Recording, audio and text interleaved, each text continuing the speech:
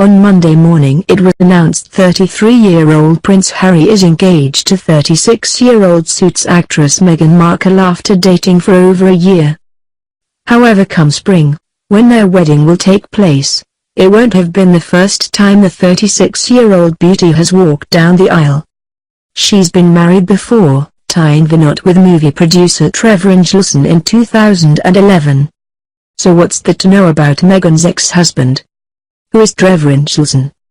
Trevor Inchelson is a 41-year-old American movie producer, most famous for Robert Pattinson's 2010 romance movie Remember Me. He also worked on Robin Williams' License to Wed, all about Steve and the Heathers TV remake. He started out his career as a production assistant and moving up the ranks in Tinseltown. The pair started dating in 2004 and became engaged in 2010, 6 years later. On September 10, 2011, they married in Chorrillos, Jamaica, in front of more than 100 family and friends.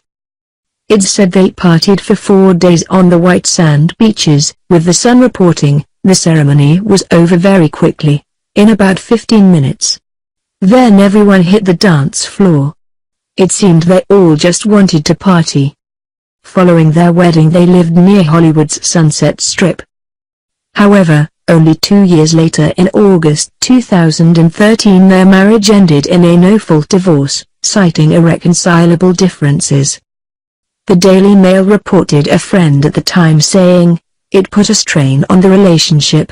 Trevor was in LA making movies, Meghan was in another country 5 hours flight away, and it simply took its toll.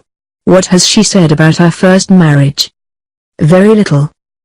However, in an ITV documentary, Prince Harry and Meghan, Truly, Madly, Deeply, which aired earlier this year, Meghan's friend Abby Warden revealed how Meghan felt empowered following her split from Trevor.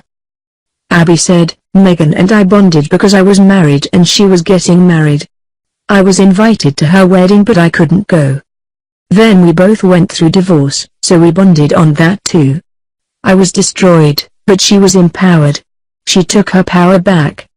It wasn't the right relationship for her, so she moved on." What is Trevor currently working on?